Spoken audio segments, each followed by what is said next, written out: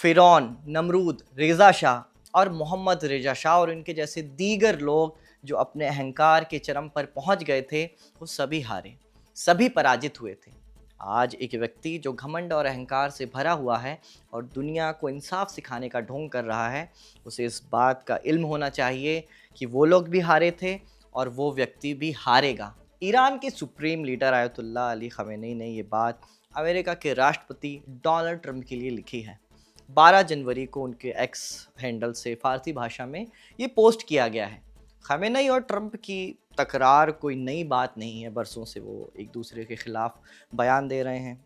Iran का जो Islamic regime है, वो तो अमेरिका को बड़ा शैतान ही कहता है और इसराइल को छोटा शैतान। तो तल्ख़ बयानी कोई नई बात नहीं है, बस संदर्भ बदलते रहे हैं समय समय पर। इस बार संदर्भ है ईरान में हो रहे प्रदर्शन। दुनिया के अधिकतर देश इसे प्रदर्शन कह रहे हैं। वेस्टर्न कंट्रीज़ की माने तो इससे ज़्यादा डेमोक्रेटिक प्रोटेस्ट तो कहीं हुए ही नहीं हैं, लेकिन ईरान और उसके मुट्ठी भर साथियों ने इसे दंगे के रूप में परिभाषित किया है। ईरान के विदेश मंत्री तो इसे आतंकवाद के खिलाफ युद्ध तक बता रहे हैं। वो कह रहे हैं कि दंगाइयों के पास खतरनाक हथियार हैं, बंदूकें हैं, बम भी हैं। कौन से प्रदर्शनकारी बम और हथियार का इस्तेमाल करते हैं प्रदर्शन करने के लिए, वो विदेश मंत्री पूछ रहे हैं। घर और सरकारी दफ्तरों को आग लगाते हैं, दुकानों और गाड़ियों को नुकसान पहुंचाते हैं। ईरान के विदेश मंत्री जो हैं अब्बास अरागची की भाषा इस्लामिक रिजीम की ही भाषा है, आप ध्यान रखिएगा।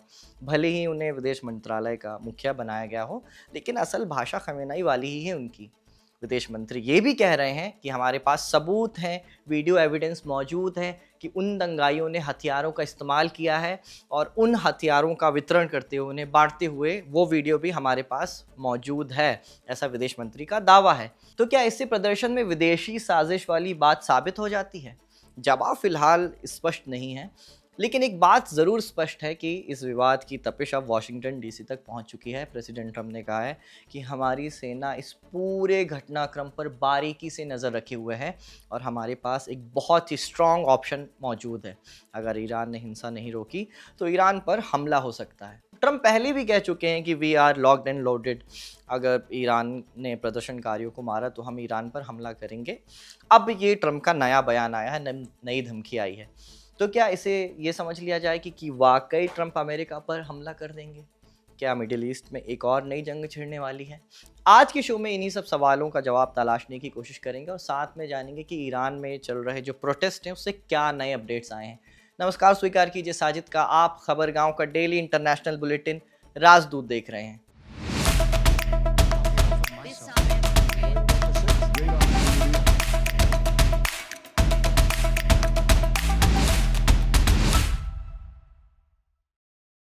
28 दिसंबर 2025 से ईरान में ये प्रदर्शन शुरू हुए थे। आज 2 हफ्ते से ज़्यादा हो चुके हैं। अब भी कुछ शहरों में प्रदर्शन चल ही रहे हैं। कई जगहों में प्रदर्शन शांत होने की भी खबरें आ रही हैं, लेकिन पूरी तरह से प्रदर्शन ख़त्म नहीं हुए हैं। गुज़िश्ता रोज़ तक वेस्टर्न मीडिया रिपोर्ट कर रहा था कि ईरान के 31 में से 31 सूबों में प्रदर्शन हो रहे हैं। इस पर कोई नई ताज़ा अपडेट आज वेस्टर्न अखबारों में नहीं देखने को मिली है। प्रोटेस्ट शुरू हुए थे कॉस्ट ऑफ लिविंग बढ़ने से, महंगाई बढ़ने से, आटा चावल महंगा हो गया था, उस वजह से ये प्रोटेस्ट शुरू हुए थे। लेकिन ऐसा भी नहीं है कि ईरान में महंगाई अभी ही जाकर बढ़ी है। 2018 में लगे अमेरिकी प्रतिबंध इसकी एक बहुत बड़ी वजह है। इसी महंगाई को थामने के लिए सरकार ने डॉलर को, 2018 की हम बात बता रहे हैं, उस समय सब्सिडाइज कर दिया था डॉलर को। मकसद था कि आटा चावल दवाई महंगी ना हो जाए, धंधा चलता रहे। लेकिन फिर कालाबाजारी शुरू हो गई, सरकार ने इसे ख़त्म करने का फ़ैसला किया, लेकिन सरकार इसे पूरी तरह ख़त्म नहीं कर पाई। 8 तरह के रेट आ गए हैं डॉलर के मार्केट में, ईरान के मार्केट में। अब ईरान के राष्ट्रपति मसूद पेज़ेश्कियान ने इस सब्सिडाइज डॉलर वाले सिस्टम को पूरी तरह ख़त्म करने का ऐलान किया। तो व्यापारी नाराज़ हो गए, बोले कि अब हमको सब्सिडाइज डॉलर नहीं मिलेगा तो हम अपना धंधा पानी नहीं कर पाएंगे, और इस तरह शुरू हुए प्रदर्शन। शुरुआत के 2 दिन तो प्रदर्शन एकदम पीसफुल रहे, ईरान का ग्रैंड बाज़ार बन रहा। फिर उनके समर्थन में देश के दूसरे सूबों में भी व्यापारी उतर आए। लेकिन धीरे धीरे इन प्रदर्शनों में इस्लामिक रजीम के ख़िलाफ़ नारे भी सुनाई देने लगे। एक आध जगह शाह के समर्थन में नारे भी लगे और वही वेस्टर्न मीडिया में खूब रिपोर्ट किया गया। फिर हिंसा का सिलसिला शुरू हुआ। रोज़ नई इमारतों के जलने की खबरें आने लगी। हर रोज़ किसी नए शहर में दंगे भड़क रहे थे। गाड़ियों और दुकानों को आग लगाया जा रहा था। ऐसे होते होते आज 12 जनवरी आ गई है, 2 हफ्ते से ज़्यादा गुजर गए हैं। अल जज़ीरा कुछ बातें ईरानी मीडिया के हवाले से लिख रहा है। ईरानी मीडिया की माने तो 12 जनवरी को बहुत से शहरों में दंगों पर काबू पा लिया गया है। इक्का दुक्का जगह पर ही प्रदर्शन चल रहे हैं। कितनों की मौत हुई है, यही सबसे बड़ी शंका का विषय बना हुआ है। तो आइए सबसे पहले इसी बात को एड्रेस कर लिया जाए। बीबीसी पर्शिया तेहरान से रिपोर्ट कर रहा है। वेस्टर्न मीडिया में भी लोग ईरान के लोगों से संपर्क करके उनके बयान छाप रहे हैं।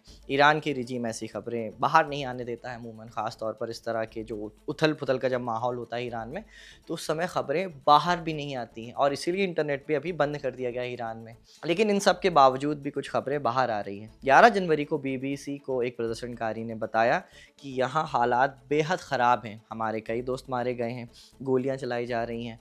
ये एक युद्ध क्षेत्र जैसा लग रहा है, सड़कें खून से लथपथ हैं, लाशों को ट्रकों में भरकर ले जाया जा रहा है। कुछ वेस्टर्न मीडिया का दावा है कि 500 से ज़्यादा लोग मर चुके हैं। ईरान की सरकारी मीडिया कह रही है कि 100 पुलिसकर्मी मारे गए हैं।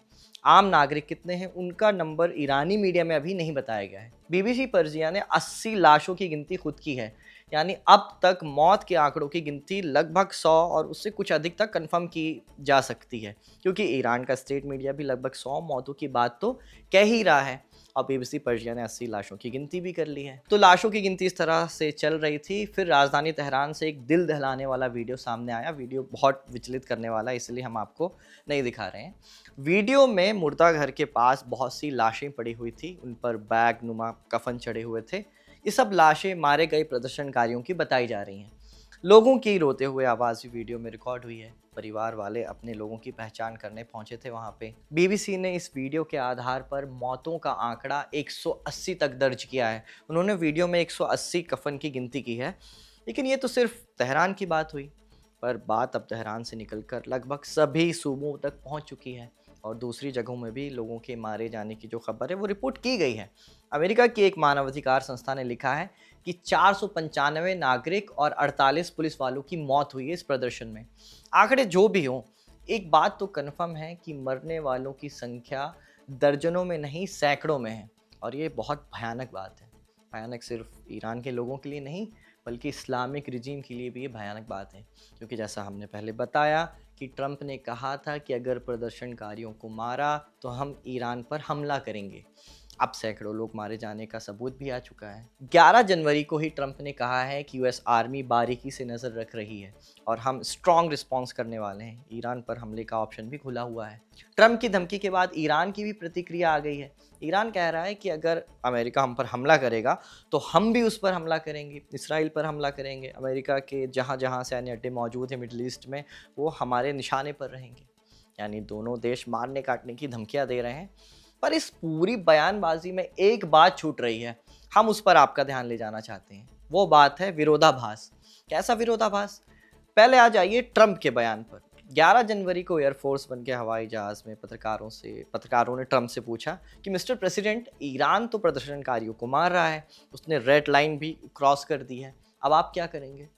ट्रंप ने वही जवाब दिया जो हमने अभी कुछ देर पहले बताया कि सेना बारीकी से नज़र बनाए हुआ है, ज़रूरत पड़ी तो हम हमला कर देंगे। पर उसी प्लेन में ट्रंप ने ये भी कहा आगे कि ईरान के अधिकारियों से हमारी बातचीत चल रही है। अब आ जाइए ईरानी रिस्पॉन्स पर। ईरान का रिस्पॉन्स था इस ट्रंप के बयान के बाद कि आप अगर हमारे देश पर हमला करते हो तो हम रिटेलिएट करेंगे, उसका जवाब देंगे। ये बात ईरान के विदेश मंत्री अब्बास अरागची ने कही थी, पर एक दूसरे बयान में विदेश मंत्री ये भी बोले कि हम बातचीत करने को तैयार हैं और हम बातचीत कर भी रहे हैं अमेरिका के साथ।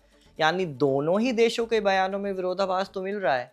एक तरफ मीडिया में मारने काटने की धमकी दी जा रही है और अपना पीआर मजबूत किया जा रहा है, अपने आवाम को बताओ कि हम मजबूत हैं, झुकने वाले नहीं हैं, और दूसरी तरफ बातचीत भी जारी रखो। बातचीत चल भी रही है और बहुत से जानकारों का मानना है कि इससे हल निकल भी सकता है। कुछ जानकार ये भी कह रहे हैं कि इस बातचीत में अमेरिका एक बार फिर न्यूक्लियर नेगोशिएशन कर सकता है ईरान के साथ। अगर ये बात सच निकलती है तो ये अमेरिका के लिए नाक रगड़ने वाली बात हो सकती है, क्योंकि ट्रंप ही कुछ दिन पहले चिल्ला कर कह रहे थे कि हमने 12 डे वॉर में ईरान के जो न्यूक्लियर कैपेबिलिटी थी उसको पूरी तरह निस्तो नाबूद कर दिया है, ख़त्म कर दिया है। लेकिन इसी बात से एक और सबक भी मिलता है। सबक ये कि अमेरिका पर बातचीत का भरोसा करना ईरान के लिए घातक हो सकता है, क्योंकि आप जानते हैं कि 12 डे वॉर के पहले अमेरिका और ईरान की बातचीत चल रही थी, लगातार नेगोशिएशन चल रहे थे, कई राउंड की बातचीत हो भी चुकी थी। लेकिन बातचीत के दौरान ही इसराइल ने ईरान पर हमला किया और फिर अमेरिका ने भी ईरान पर हमला बोल दिया। तो क्या इससे ये साबित हो जाता है, ये बात साबित हो जाती है कि अमेरिका ईरान पर हमला कर ही देगा? नहीं, लेकिन ये बात भी साबित नहीं होती कि अमेरिका हमला नहीं करेगा। ऐसे में सवाल उठता है कि अमेरिका ईरान से चाहता क्या है? रिजीम चेंज की बात तो फिलहाल दूर की कौड़ी लगती है, क्योंकि आयतुल्लाह अली खamenei के लिए ईरानी आवाम में बहुत समर्थन है। जहाँ देश में सरकार विरोधी प्रदर्शन हो रहे हैं, तो दूसरी तरफ सरकार के समर्थन में भी लोग उतरने लगे हैं। अब अल जज़ीरा ने ये बात रिपोर्ट की है कि ऐसे प्रोटेस्ट तेहरान के अलावा और भी शहरों में धीरे धीरे आयोजित हो रहे हैं। यहाँ खamenei जिंदाबाद इस्लामिक रिजीम के समर्थन में नारे लगाए जा रहे हैं। पर बात खamenei की भी नहीं है। खamenei के जाने के बाद नए सुप्रीम लीडर तैयार हो जाएगा ईरान में। उसके बरक्स अमेरिका के पास कोई चेहरा नहीं है जो ईरान की क़यादत संभाल सके आगे। रेज़ा शाह का समर्थन ईरान के भीतर बहुत कम है। इंटरनेट पर बस प्रेजेंस है उनकी, 18 लाख फॉलोअर्स उनके एक्स पर है। लेकिन उनके लाइक्स और रिप्लाईज़ में जाकर देखें तो गड़े समझ में आ जाएगा कि ये सब ख़रीदा हुआ है, आपको समझ आ जाएगा। अक्टूबर 2025 में खबर भी आई थी कि इसराइल ने शाह की वापसी के लिए इस तरह के कैंपेन में, सोशल मीडिया कैंपेन में खूब पैसा लगाया था। यानी बात यह है कि शाह के पास समर्थन नहीं है ईरान के अंदर, और अमेरिका बंदूक के बल पर ज़्यादा दिन तक शासन वहाँ चला नहीं सकता। इराक, अफ़गानिस्तान में वो ये भुगत चुका है। और ईरान की ज़मीन भी अलग है, यहाँ का आवाम भी अलग है, और इस्लामिक रिजीम के लिए जो समर्थन है वो भी ईरान में काफ़ी है। तो फिर क्या इंटरेस्ट हो सकता है अमेरिका का? जवाब है तेल। जैसा वेनेजुएला के साथ हुआ, ट्रंप ने बंदूक की नोक पर वेनेजुएला पर कब्जा नहीं किया। हालांकि सोशल मीडिया में वो खुद को वहाँ का कार्यवाहक राष्ट्रपति बता रहे हैं, लेकिन मजाक से इतर सत्ता तो उपराष्ट्रपति ही वहाँ वेनेजुएला में चला रही हैं। और वहाँ का मतलब वेनेजुएला का तेल बेचने की फिराक में है डोनाल्ड ट्रंप, और यही बात ईरान पर भी लागू हो सकती है।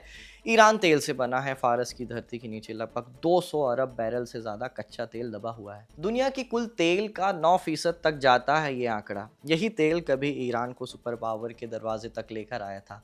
शाह के वक्त 1970 के दशक में ईरान रोज़ 6 मिलियन बैरल तेल निकालता था। वो समय था जब तेहरान दुनिया के सबसे बड़े उत्पादकों की सीट पर बैठा हुआ था, और अमेरिका से लेकर यूरोप तक उसका जो असली चेहरा था, उसका दबदबा वो दिखता था। फिर क्रांति हुई 79 में, इस्लामिक क्रांति आई और शासन बदला, रिश्ते बदले। पश्चिम ने धीरे धीरे दबाव बनाना शुरू किया, क्योंकि वो इस्लामिक रिजीम को पसंद नहीं करते थे। लेकिन ईरान ने तेल निकालना जारी रखा। 2011 में भी ईरान रोज़ाना लगभग 3 मिलियन बैरल के करीब उत्पादन कर रहा था, प्रोड्यूस कर रहा था तेल। इसमें से 2 मिलियन से ज़्यादा बैरल बगैर किसी डर के दुनिया को बेचा जाता था। जहाज़ फारस की खाड़ी से निकलकर सीधे इंडिया, यूरोप, दक्षिण कोरिया, जापान तक जाते थे। पैसे खुले बैंकिंग सिस्टम से आते थे, और ईरान की अर्थव्यवस्था जैसे तैसे चल ही रही थी। लेकिन 2018 वो साल बना जब सब पलट गया। अमेरिका ने परमाणु समझौते से बाहर निकलने का फैसला किया, और मैक्सिमम प्रेशर जो नीति थी ईरानी खिलाफ वो अपनाई। इसका मतलब सिर्फ ये नहीं था कि अमेरिका तेल नहीं खरीदेगा, इसका मतलब ये भी था कि बाकी दुनिया को भी वो तेल खरीदने नहीं देगा। पैकिंग ठप कर दी गई, मरीन इंश्योरेंस बंद हो गया, शिपिंग फर्म्स पर केस लाद दिए गए, और जहाज़ों को ब्लैकलिस्ट कर दिया गया। इसका असर ईरान की कुआं तक फ़ौरन पहुंच गया। उत्पादन कम हो गया, कुछ महीनों में निर्यात आधा नहीं, चौथाई से भी नीचे आ गया। एक समय तो आंकड़े ऐसे दिखने लगे मानो ईरान रोज़ाना मुश्किल से 4-5 लाख बैरल तेल ही बेच पा रहा था। फिर कोविड आया तो चोट और गहरी पड़ गई, मांग गिरी, दाम गिरे, और ईरान का तेल ज़मीन में भी फंसा, और स्टोरेज में जो स्टोरेज कर करके रखा था ईरान ने, वो भी अब बिच नहीं रहा था मार्केट में। लेकिन ईरान ने फिर भी हार नहीं मानी, उसने जुगाड़ लगाने शुरू कर दी। रात के अंधेरे में जहाज़ों का ट्रांसपोर्ट होने लगा, समुद्र के बीच टैंकर से टैंकर में तेल डालना शुरू हुआ, और ब्लैक मार्केट में से बेचा जाने लगा। 2023 आते आते उत्पादन फिर 3 मिलियन बैरल रोज़ाना के आसपास लौट आया, और निर्यात भी बढ़कर 1.5 मिलियन बैरल के करीब पहुंच गया। लेकिन ये पुराने दिनों जैसा नहीं था, क्योंकि प्रतिबंधों की वजह से उसे तेल सस्ते दामों में बेचना पड़ रहा था। इससे ईरान को बहुत बड़ा नुकसान हुआ। सबसे ज़्यादा तेल चीन खरीद रहा था, इसीलिए उसकी तरफ से मौजूदा घटनाक्रम में भी अब कड़ी प्रतिक्रिया आई है। ट्रंप की धमकी के बाद चीन ने कहा है कि ईरान के आंतरिक मसले पर किसी को भी बोलने का हक नहीं है, वो अपना मसला खुद ही सुलझा सकता है। इसलिए ये बात कही जा रही है कि हो सकता है कि ट्रंप बातचीत में ईरान से तेल का कोई सौदा कर लें। जो भी बात होगी आने वाले दिनों में पता तो चल ही जाएगी। अब प्रोटेस्ट से जुड़े कुछ लेटेस्ट अपडेट भी आपको बता देते हैं। अल जज़ीरा के मुताबिक 3 विदेशी जासूसों को प्रदर्शन भड़काने के लिए उसके जुर्म में पकड़ा गया है। ईरान में इंटरनेट बंद हुए 4 दिन हो चुके हैं। विदेश मंत्री ने कहा है, कल ही कहा 11 जनवरी को, कि हम इंटरनेट वापस चालू कर रहे हैं। वहीं ट्रंप ने कहा है कि मैं इंटरनेट बहाली के लिए एलन मस्क से बात करूंगा। वही एलन मस्क जिससे वो रूठे हुए थे पिछले दिनों, एलन मस्क भी उनसे रूठे हुए थे। और ट्रंप ने यह भी कहा है कि एलन मस्क की जो कंपनी है वो बहुत अच्छा काम कर रही है। फिर ईरानी मीडिया कह रहा है कि प्रदर्शन की संख्या अब धीरे धीरे कम हो रही है, ज़्यादातर प्रदर्शन काबू कर लिए गए हैं। अमेरिका से चलने वाला institute for the study of war ने भी ऐसा ही दावा किया है कि प्रोटेस्ट अब धीरे धीरे कम हो रहे हैं। जर्मनी और फिनलैंड ने ईरान से प्रदर्शनकारियों पर हमले रोकने का आग्रह किया है। अल जज़ीरा ने लिखा है कि जर्मनी के चांसलर फ्रेडरिक मर्ज वही हैं जिन पर फिलिस्तीनी प्रदर्शनकारियों के खिलाफ क्रूरता के आरोप लगते हैं। अक्टूबर में जर्मनी में फ़िलिस्तीन के लिए प्रदर्शन हुए थे, जिसमें जर्मनी की पुलिस ने प्रदर्शनकारियों को पीटा और उन पर आंसू गैस भी छोड़े थे। क्रिमिनल केस भी बहुत सारे प्रदर्शनकारियों पर थोपे गए थे उस समय। फिर एक अपडेट ये है कि लंदन में मौजूद जो ईरानी दूतावास है, वहाँ पर एक अज्ञात शख्स ने शाह के दौर का ईरानी झंडा फहरा दिया है। सनद रहे कि 1979 की जो क्रांति हुई थी, इस्लामिक क्रांति, उसके बाद ईरान जो था वो इस्लामिक रिपब्लिक ऑफ ईरान हो गया था, जिसके बाद उनका झंडा भी बदल दिया गया था। इस घटना के बाद ईरान ने ब्रिटिश राजदूत को तलब किया है। तो ये थे ईरान प्रदर्शन से जुड़े कुछ अपडेट्स। जैसा हम पहले भी कह चुके हैं कि ईरान की स्टोरी एक डेवलपिंग स्टोरी है। इस पर जो भी अपडेट्स आएंगे वो हम आप तक राजदूत के ज़रिए पहुंचाते रहेंगे, इसलिए बने रहिए खबरगांव के साथ। ये शो रिकॉर्ड किया था आपके लिए हमारे साथी इरशाद ने। मेरा नाम है साजिद। शुक्रिया। शुभ रात्रि।